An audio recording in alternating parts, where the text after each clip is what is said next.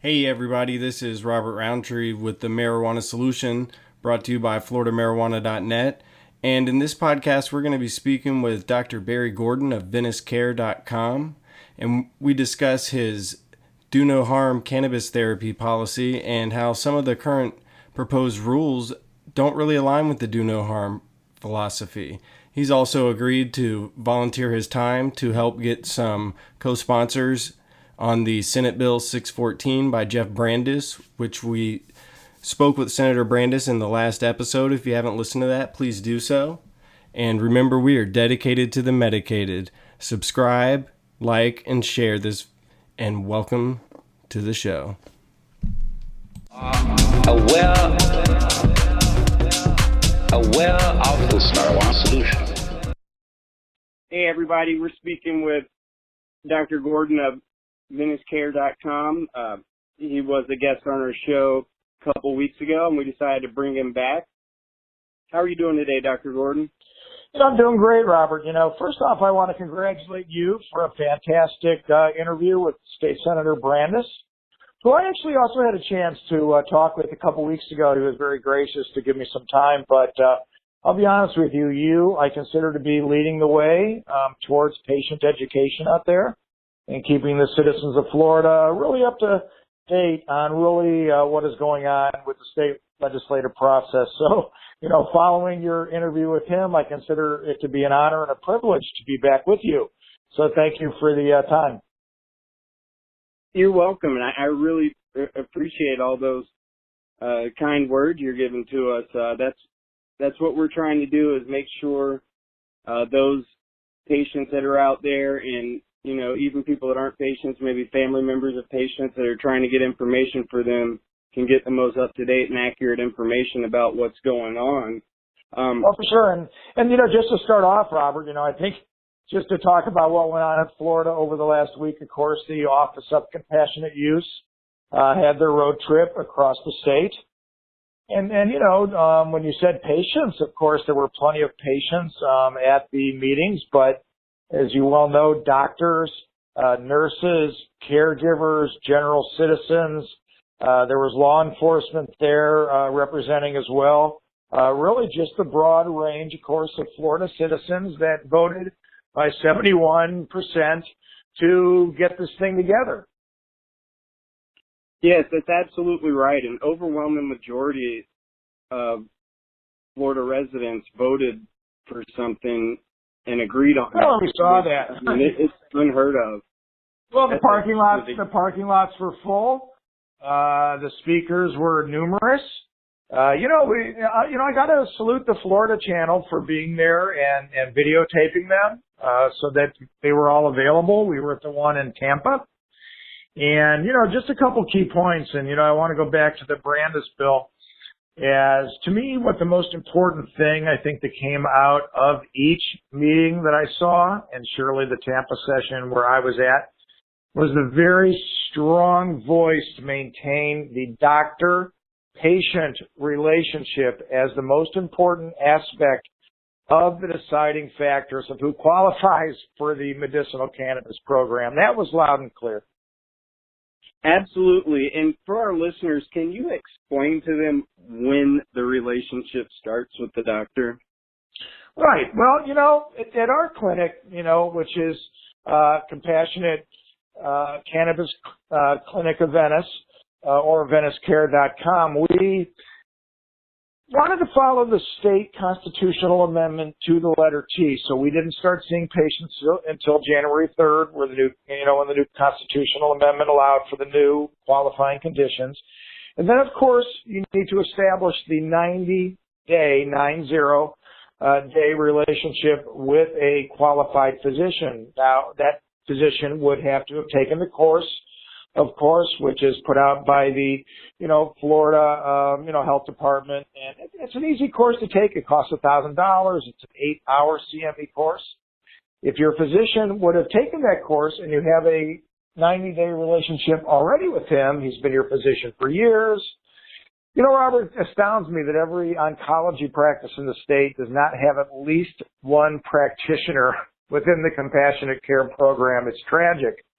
I have patients coming to me with ongoing chemotherapy or who are starting chemotherapy, patients that want to suppress tumors with the appropriate THC, CBD combination, and they have to wait those 90 days when they establish their relationship with me. My point is, if your doctor already that you have a relationship with takes the course, then, your doctor can qualify you pretty much immediately. That's interesting still. We can talk about that a little bit later, in the podcast, because there's still questions as to whether or not without the card that the state is supposed to come up with and other such things through the dispensary, if you're fully 100% safe right now in even going through the dispensary program under the new conditions. I know there are people that are getting dispensed medications after their doctors have put in the recommendations, because there are people that have a 90-day relationship that started prior to January 3rd. And, we'll just have to wait and see, how that goes. But the point is, you do need that 90-day relationship. Now, also gratifying, Robert, was that, in the Brandis bill, and actually the Bradley bill as well, the two Senate bills, and surely the second major outcry of the sessions, beyond keeping the doctor-patient relationship, to be the most important, it was definitely the elimination of the 90-day waiting period. And I'm sure you heard that loud and clear as well. Yes, that was definitely something that, at least at the Orlando meeting I was at, everybody brought up except for the law enforcement representative, because he was speaking from a law enforcement angle. But every patient, every doctor, all the patient advocates that were there, right, caregivers, family members, they all expressed the desire for the 90-day patient-doctor relationship period to be done away with, because traditionally the patient-doctor relationship is established the day that you see the patient. Isn't that correct? Of course. Isn't this kind of Of course. And the rules, as they stand, of course, say that I can write for any narcotic, prescription, of course, Ativan, Xanax, Adderall, all of the, Schedule 2s and anything else the day that you meet the patient. Dilaudid, morphine, all of it. It's a right. frustrating thing from the do no harm basis of the medical cannabis product, is that you're not gonna, overdose a patient with a medical cannabis product, yet every single other one of those medications, are going to obviously be much more dangerous in an acute overdose situation. So it's a very confounding thing. I think that's one of the things that has been so interesting throughout this, Robert, to me, is that there just seems to be such a apprehensive feeling on the state level of the mild intoxicant euphoric effect of cannabis. And, there was actually a very interesting editorial in the Miami Herald. I think it was yesterday or the day before. I don't know if you saw it or not, but it was very fascinating. No, sir, I didn't. You should read it. It was one of the first times that I really saw somebody call out the state for just the fact that what are they afraid of, that, somebody's going to become a little bit euphoric and uplift their mind and giggle a little bit, which is a quote from the article.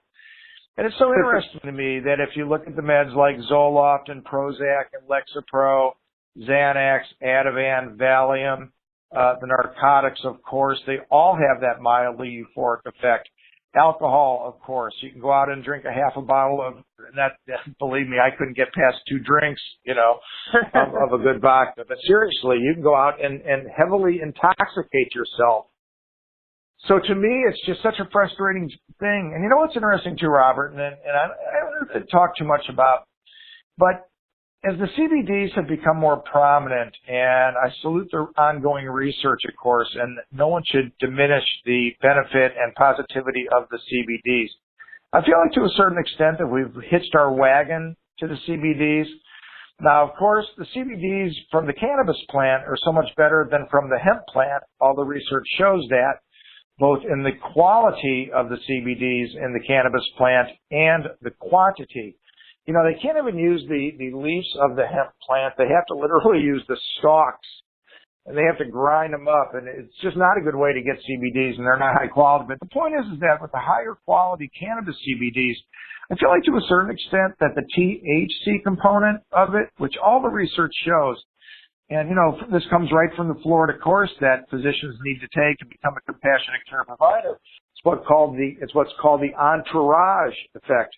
You cannot ignore the effect of even a low dose of THC combined with the CBDs to really have the best of the medicinal effects. Now, surely if you want a higher THC content for anxiety and sleep and things of that nature, you can surely do that.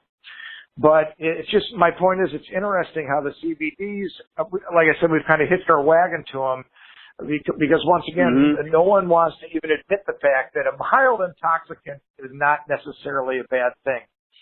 So it's very fascinating to me. And I talk to all my patients about it. Just from the acute intoxication effect, it's just so interesting. You don't beat up anybody after typically using cannabis, and no one should drive while smoking a joint, don't get me wrong, but typically drunk driving is not caused by cannabis, but obviously by alcohol. So it's fascinating to me how they can't accept the fact that just from a mild intoxication effect, there's really nothing here. Yeah, it is. And the thing with CBD, a lot of people know it as Charlotte's Web. That's kind of what the nickname was attached to the Medical Cannabis Act of 2014. Right. What's not known by a lot of people is Charlotte was getting THC as well. Of course. She wasn't just getting high CBD.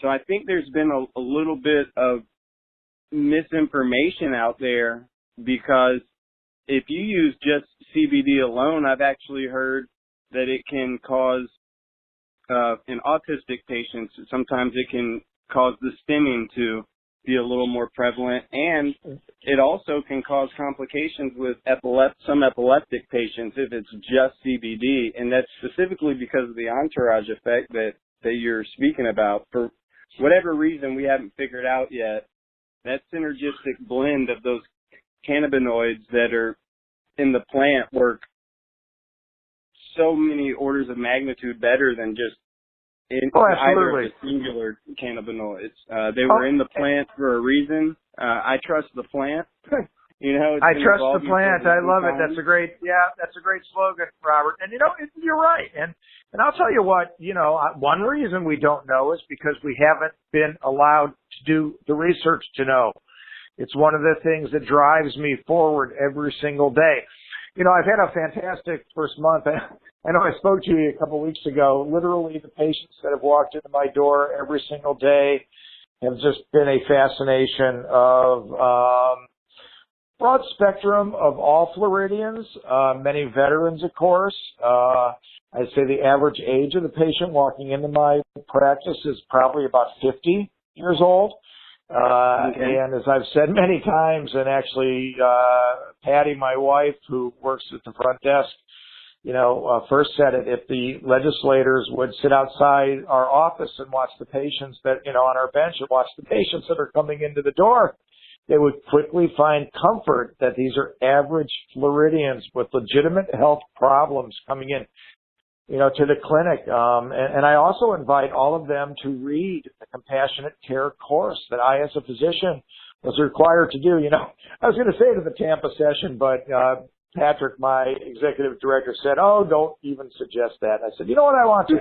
I would offer to tutor any single legislator, Robert, that would be interested enough to sit down for 3 hours or so, read over the Florida Compassionate Care course that I had to take, and go over the science and the history.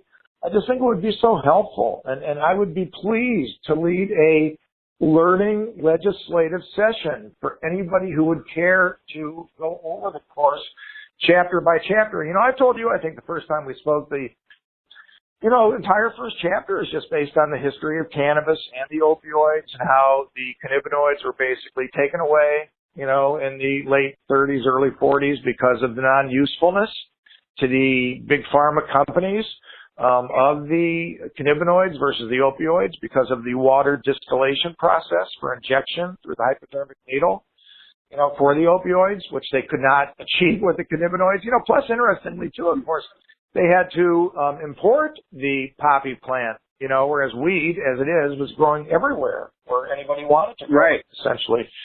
So they lost any money source from it. And as I, talked about, the physicians at the time literally struck against the hospital systems and the government when it was taken away. Little did they know that, 80 some years later, that there'd be people dying in the streets from opioid overdoses.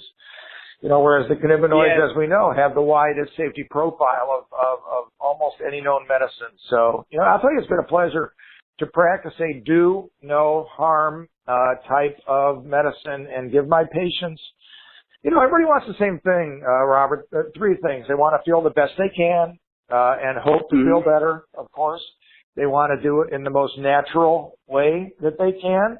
Typically, people want to reduce the amount of narcotics that they're on or reduce the amount of gabapentin if they have neuropathic pain, perhaps reduce the amount of Sinemet for Parkinson's disease, or just find a better balance between the natural and the manufactured meds. Of course, some people can get all the way off some of the narcotic medicines that they're taking, and we've read the anecdotal stories about that.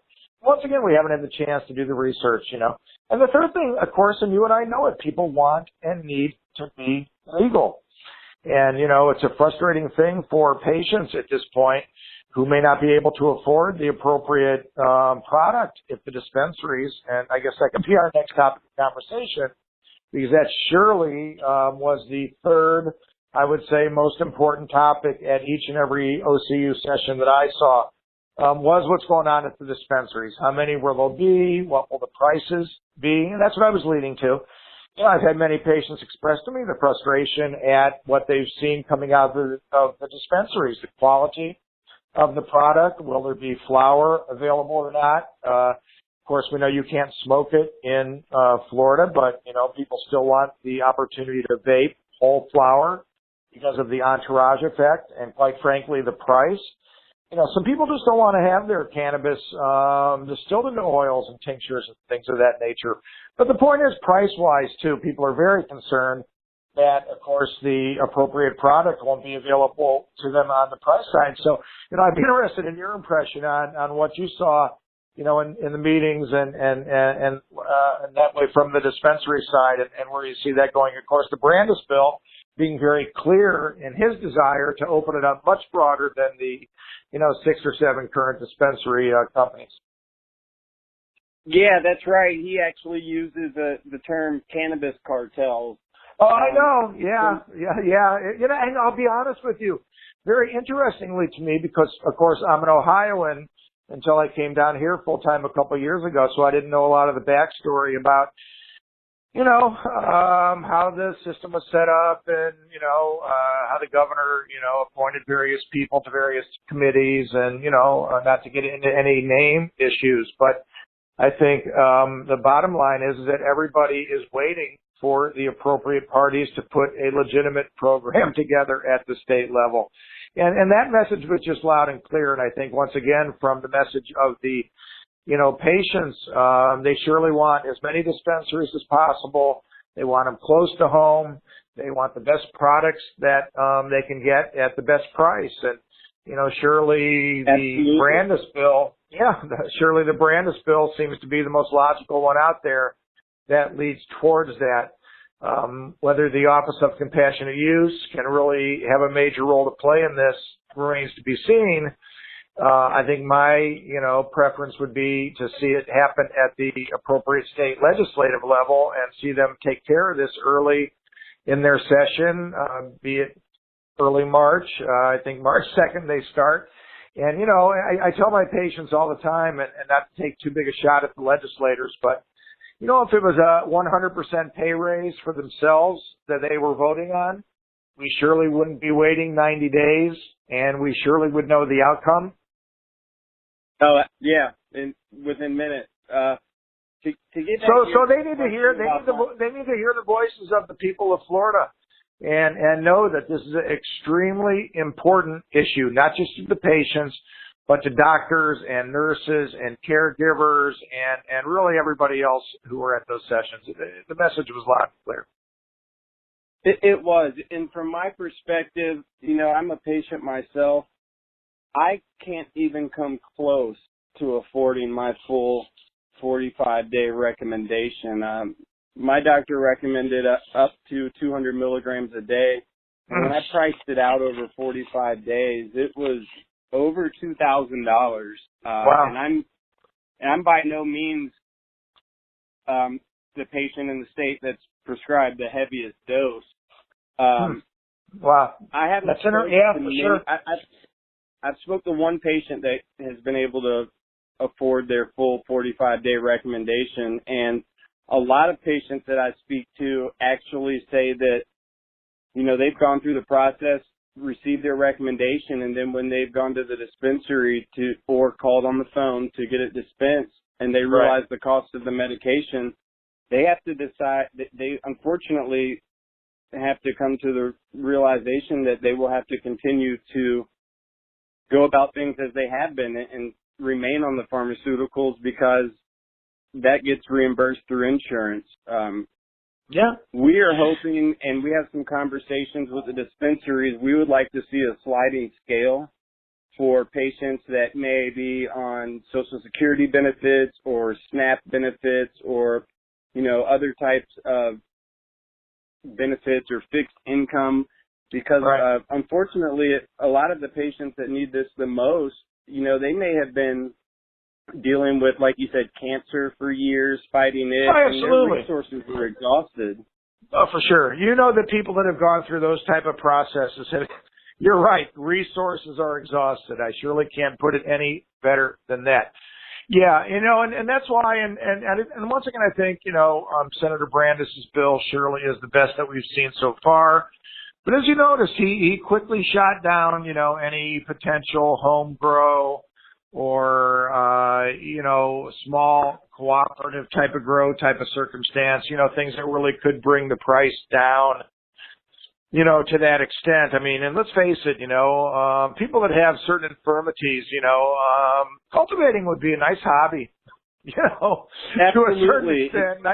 Nice way to stay busy. And as I sit out here on this beautiful Florida evening, I surely can't imagine a better state, you know, for that type of cultivation. But, you know, and once again, as a physician, I just have to go back to the general attitude about cannabis, even as the, you know, euphoric, you know, mild intoxicant that it is, you know. And once again, that's a part of my mission as what I consider to be a responsible clinician to preach to the appropriate use, you know, of the cannabis product. And, you know, it's interesting as I have patients come to me, Robert, and it's a very important part of my practice. You know, not everybody neatly fits into the 8 qualifying conditions.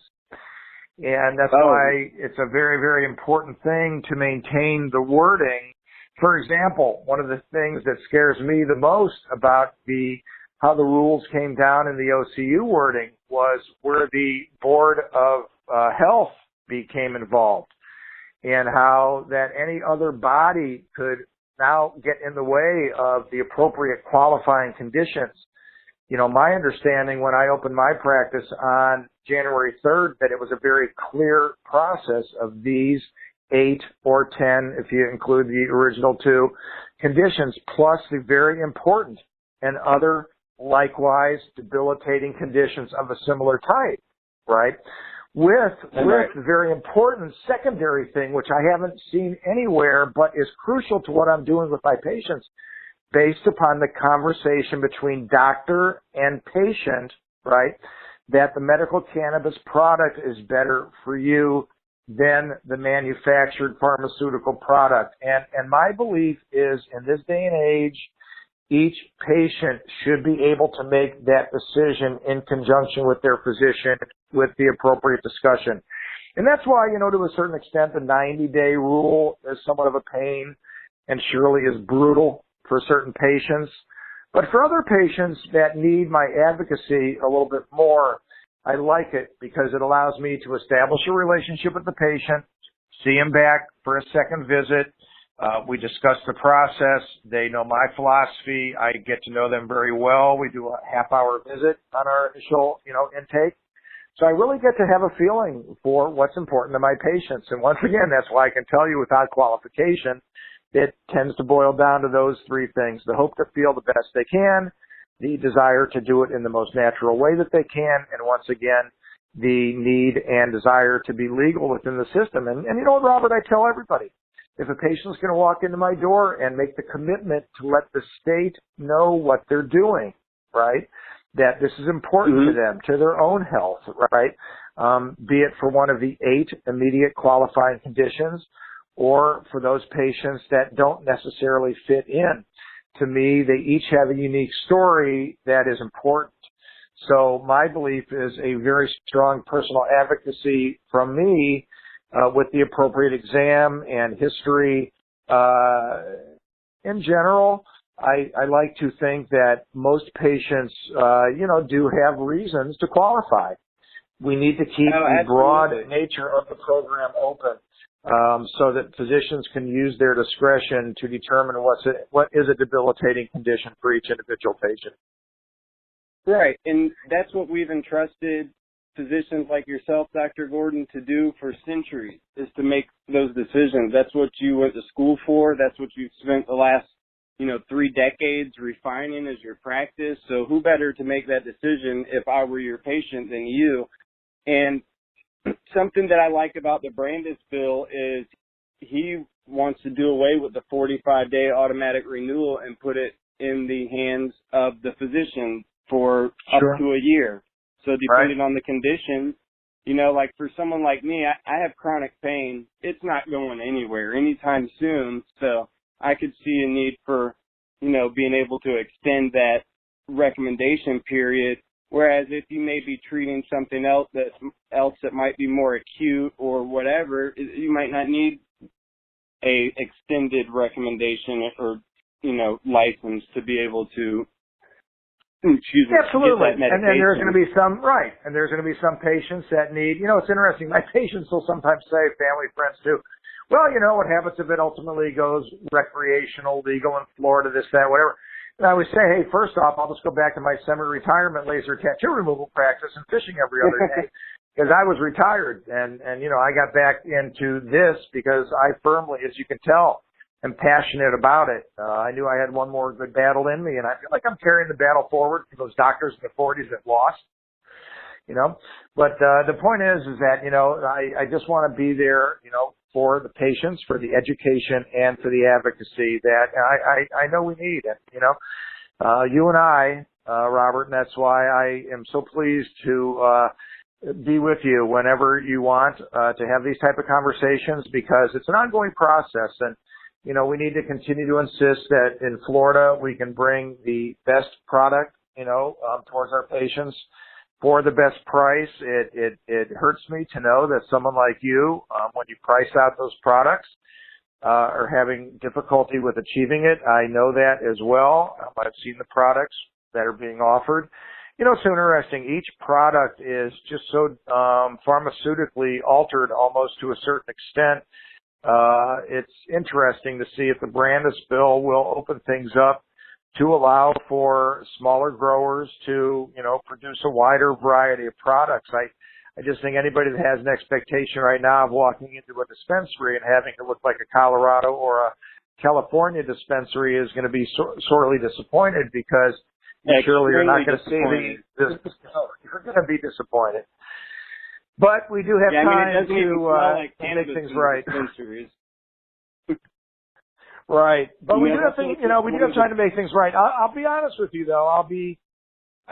I was surprised to really see how the process had come down with the awarding of the dispensary licenses and things of that nature. As I mentioned a few moments ago, I was up in Ohio for a lot of that process, so I wasn't really clued into it. Little did I know that I'd be really as involved with this practice as I am now. But it's just such a gratifying practice each and every day.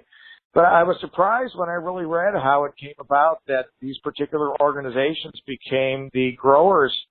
For really, Robert, was a program that was designed for a very limited population of kids with seizures and MS and Parkinson's patients with spasms, right, and cerebral palsy and seizures. So you're really not talking about the broad program that we have now. So, I think once again, Senator Brandis has recognized that just the lunacy of feeling that those organizations alone can really supply the vast need of the patients in Florida. I mean, supply and demand is the clearest concept of all medicine. So it just makes sense. So it'll be interesting to see how things ultimately come down. Yeah, for me, I'm a, blogger, journalist, patient, and I'm generally highly suspicious of the pharmaceutical industry. And when I see what's going on here in Florida and the cartels that are going on, it reminds me a lot of how the pharmaceutical industry works. Yeah, well, you know what? I mean, Governor Scott originally designed for, like you were saying, maybe 1,000 to 1,500 patients. The thing that bothers me the most is when we have dispensary CEOs testifying before our politicians that they can currently supply a patient population of 70,000, yet every day they have one or two products that are unavailable, and we only have a few thousand patients. So there's obviously it is some kind of miscommunication going on. Yeah. Well, like I said, to me, I'm not so sure that they weren't waiting for 90 days after January 3rd, perhaps. If you really read how the, constitutional amendment came down. But as you know, there were people that were starting to see patients literally, if not on November 9th, I think maybe even some organizations before that in anticipation of the constitutional amendment passing. So I think even if you follow by how the constitutional amendment is written, if you started to see patients prior to January 3rd, obviously some of those 90-day patients are now coming up. So even though our legal advice has been not to really do anything until the state declares that they're a little bit more ready, as I said, I know that there are patients that have had the recommendations put into the dispensary under the new constitutional amendment 2 provisions. So it's a very gray area. And, Mr. Bax actually was asked very directly by some mothers of autistic kids, whether their physician specifically can today, because they have 90-day relationships with him already, if he can put in a recommendation for the, appropriate medical cannabis product for them, without the state having issued the appropriate card for mom to carry around if they're stopped with the product and things like that. And, he actually did not really give a direct answer still. Yeah. He did the same thing in Orlando. I saw that on tape. So, we're still in a gray zone. So to me, it's interesting, Robert, because the onus really falls upon the physician. If I put somebody into the dispensary system, the registry, in an inappropriate manner, or put an inappropriate patient in the registry, as I read it, my chart can be audited. It comes back to me. And each instance of that, I may be liable to a misdemeanor 1, which is a year in jail potential, and a $1,000 fine. And, of course, significant problems with the medical board and your DEA license and things of that nature. So, as I explain to each and every patient that I see as a part of the half-hour process that we have, is that, hey, I'm protecting you as a patient who I want to make sure, A, qualifies appropriately, and B, stays qualified. And, of course, myself, my responsibility, to my patients is to maintain my licensure. So, we practice you that wouldn't every be that day. good of a doctor if you got your license taken away. You wouldn't be able to help anybody. I'm not going to be able to help anybody if I get my license taken away. So each and every day we try to do the right thing, both, once again for our patients, which is always the most important thing, and, to maintain my ability to continue to bring this type of care to Florida. So, we're going to watch the state legislation very closely. We're going to continue to appear with you, Robert, and in other forums. I'm going to have the opportunity to appear at the Sarasota Tiger Bay Club. It's funny, my brother and sister have been attorneys in Southwest Florida for years. They weren't impressed by very much about anything I told them until I told them I was going to be on the Sarasota Tiger Bay Forum on March 2nd. And then they perked up and said, wow, you really made it, because I guess that's a pretty significant forum. So I'm very proud to be carrying the ball forward as, really one of the clinicians that are attempting to do it the appropriate way here at the Southwest, Sun Coast. And once again, any time that I can get back on with you and discuss where we're at, I'm sure a couple weeks from now there'll probably be a couple new things to report. But surely, you and I both saw the fervent voice of the people of Florida over the past week or so. Yeah, things are kind of, moving really fast. Hopefully these key areas that we spoke about, the 90-day wait, the debilitating conditions similar to the ones enumerated in the bill, hopefully that stays in the hands of the physician, because, maybe I'll anger some people what I'm about to say, but to me, it reminds me of medical fascism if we have some board that's sitting up in Tallahassee determining what the doctor can or can't do. Especially if my little 11-month-old baby broke his arm for whatever reason, I take him to the hospital. They're not going to think twice about giving him a narcotic. But if for some reason my son was an epileptic patient having hundreds of seizures a day, I would have to wait 90 days. There's no fast track emergency, It is. It's a very, my practice is so gratifying, Robert, but each and every day there is one, heartbreaking case that I have to that extent. Even if it's just for example, I go to the other extent, the child with the seizure would be the one side. Let's go to the other of a 70-year-old man with a prostate cancer who doesn't want to do radiation therapy or any other type of surgical therapy, wants to do the watchful waiting, but wants to take the appropriate medicinal cannabis program to attempt to suppress his tumor. The fact that I have to wait, 90 days to allow him to start something like that is tough, So believe me, each and every day is a difficult story. But, we're plugging along, trying to get this done promptly and appropriately for our patients. And we're going to continue to do so with vigor every day. Yeah, and that's what we're going to continue to do as well, Dr. Gordon. We're going to continue to bring these issues to the forefront of the discussion, and we're going to make sure everybody knows how to, contact their local senator so they can speak to them about co-sponsoring SB 614, which is the Brandis bill. We think that's really important to get some co-sponsors on there because the big area that separates his bill from the Brantley bill is the elimination of the monopolies, which will have such a huge trickle-down effect through the industry to the price of medication, and even probably more important than the price will be the quality of the medication that comes out from the competition. In states where they have lots of cultivators, what they're doing with the cannabis plants is amazing. Well, that's one of the most exciting things for me, no doubt, is the education that I get to have as I go along and read about the research. And I tell the patients, there's people that have written their dissertations and doctorates on the cannabis plant and are currently doing fantastic research. And I share exactly what you're saying. It is unbelievably exciting what's going on with the plant itself. And we need that to continue here in Florida.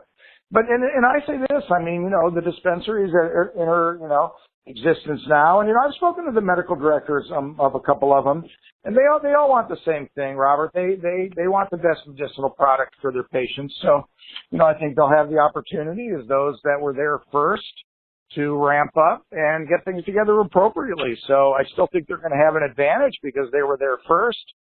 So, I don't think anybody's So I don't think anybody's talking to the exclusion of those that have put the dollars out to do the appropriate thing and get their system set up. Let's just see if we can get a little bit more broader availability. They'll always have had the advantage of being there first and having their system set up. Yeah, and, I don't really hold any hard feelings against the dispensaries because I'm in business. I've been a business owner for a while, and I understand that they need to recoup their investment. The regulations were so burdensome on them to enter the market. Most of them are capitalized at around anywhere from $10 to $30 million. That's Absolutely. I give everybody money. respect. I give everybody respect that has blazed the trail up to this point, and specifically in my remarks in Tampa, I turned to the crowd and I thanked those who had been, working for many years even before I had come to Florida. So absolutely, the people that put out the money and made the investments and took the risk absolutely deserve to be there and be there first and ramp it up. But, once again, I don't think they can do that to the exclusion of the vast majority of the patients in Florida. They won't be able to afford it if we don't get things opened up. Yeah, that's for sure. And that's what we're working towards, with the great help of doctors like yourself, other advocates. There's a lot of great organizations around Florida, and things just continue to move at the speed of light from where I'm sitting, because I meet great new people every day that are getting into the industry, either through the education side or patient advocacy, or even, trying to get some movement with their local politicians, working on, putting things in place to be able to open up a business. That was one thing I loved about the Brandis bill, is it splits it up into 4 different license structures. So, we can allow our entrepreneurs to do what they do and create great new businesses, which is something that Florida really leads the country in. I mean, there's a reason why people keep moving to Florida. We've got low taxes, really good sun, and a fairly conducive environment to conduct business in. So, well, and that's one thing that I heard early, up. right? No doubt. I heard that early in the session was that, hey, if you guys don't put an appropriate bill together, then come 2018 or something, there may be something on, up for vote by the people that will be even less of what you want, So maybe they have heard that, and they'll put together some degree of a regulatory system that'll make sense for everybody. We shall see. Absolutely. And is there anything else that you would like to touch on right now that maybe we didn't cover? I think we've Well, you know what, Robert? Anybody that got to the end of this podcast had to be pretty darn interested in what's going on. I think we covered a lot. Surely, I look forward to circling back with you in a couple weeks or so, whenever you'd like to. Make sure you send Emily. And, hey, I had a fantastic FaceTime live with your guys after the session in Tampa, and I know that's your bunch over here on the coast, so feel free to have them circle around with me, and we'll make sure that we're keeping everybody up to date on what's going on the clinical side, and we'll talk about all, of course, the state legislative stuff as well. Absolutely, we sure will, and we'll remain in contact, Dr. Gordon. And what you mentioned earlier about being willing to lead some type of educational kind of symposium, or however you call it, for the politicians. I'm going to be trying to set up some meetings with the politicians up here in the Gainesville area district. So I will keep you up to date, because I think I'll get a better chance at getting a sit down if I have a great leader in the medical field like yourself that would be willing to come up here and speak with me, that help educate them about what's going on, and get. Hey, we'll lock arms. We'll lock arms together, man, and it would be an honor and a pleasure to assist you, and you know that. So stay in touch, man, and be well. I sure will, Dr. Gordon. I appreciate your time today. Aware of this marijuana solution. Please join FloridaMarijuana.net and the Marijuana Solution Show at the Florida Medical Cannabis Conference and Exhibition on May 19th to the 21st of 2017. This exciting medical cannabis event is being held at the Saddlebrook Resort and Spa, just north of Tampa, in Wesley Chapel, Florida.